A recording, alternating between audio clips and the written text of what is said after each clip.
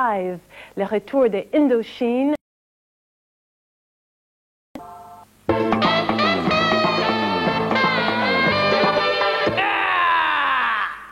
Indochine, c'était le phénomène français des années 80.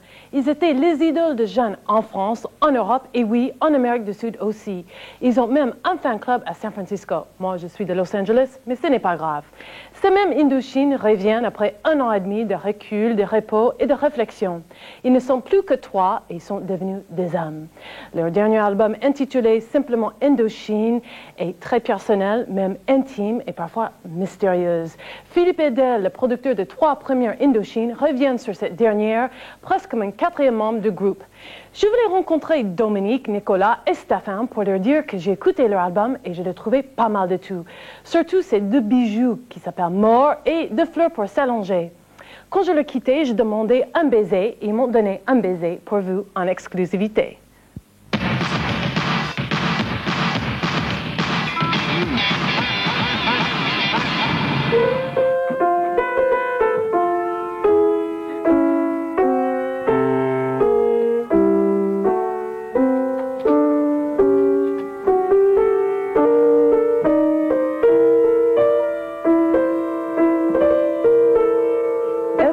C'est une nouvelle étape pour Indochine. C'est une nouvelle Indochine? Complètement, oui, parce qu'il y a eu un silence d'Indochine pendant plus d'1 an et demi par rapport aux médias. Et donc pour nous, c'est un virage, quoi. Il y a des gens qui disent que c'est un virage à 180 degrés. Pour nous, c'est un nouvel album, une nouvelle conception. Il y a eu beaucoup de changements dans le groupe Indochine. C'est un phénomène, Indochine. Et vous, vous êtes devenus des idoles. Qu'est-ce que ça vous fait quand même? C'est une des raisons pour lesquelles on s'est arrêté 2 ans, quoi. Ça nous a pris au Pérou à la dernière tournée, donc au mois de mai 88. Là, on a commencé à se poser des questions, à savoir que ça faisait 7 ans qu'on n'avait pas arrêté, et que finalement on se demandait est-ce que c'était vraiment vers ça où on voulait aller et tout, et on avait vraiment besoin de réatterrir un peu, quoi.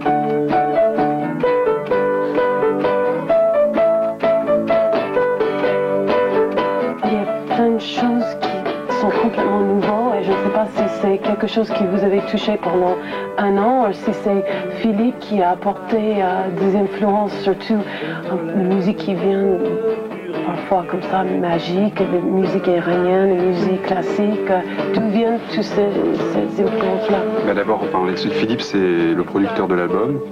Donc nous, c'est quelqu'un avec qui on voulait travailler parce que justement, maintenant on peut se permettre, on a le choix. On avait le choix de travailler avec des gens très connus ou très célèbres, et nous, on préférait travailler avec des gens avec qui on se sentait bien. Donc Philippe avait travaillé sur les premiers Indo, donc on est retourné le voir, et puis ça s'est fait, alors que Philippe, lui, a pris une carrière différente, c'est-à-dire qu'il fait des musiques de films. Il a accepté de travailler avec Indochine, et voilà quoi, ça a donné ce nouvel album, et puis lui peut en parler mieux que nous. Je les ai retrouvés assez changés. C'est ça qui m'a décidé à travailler avec eux, parce qu'ils avaient changé humainement d'abord, ils avaient changé beaucoup musicalement et beaucoup au niveau des textes aussi. Et pour moi c'était très important le changement de l'évolution de la personnalité de Nicolas au niveau de l'écriture. Il s'était débarrassé d'un certain côté, comment je pourrais dire ça, ado exotique ou exotico-adolescent, tu vois, qui tournait un petit peu en rond forcément. Je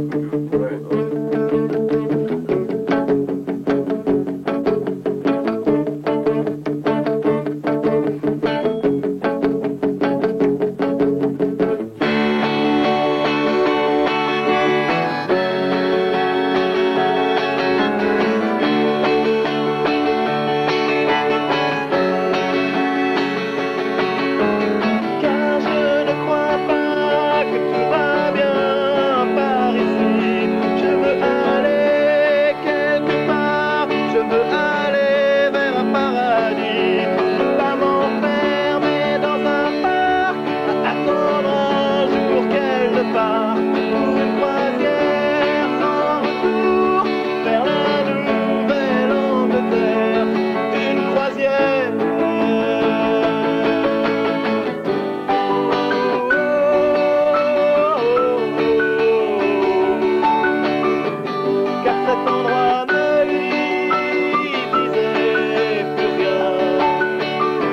Comment vous vous placez, par exemple, dans le scène alternative? Qu'est-ce que vous en pensez de tout ce qui se passe aujourd'hui?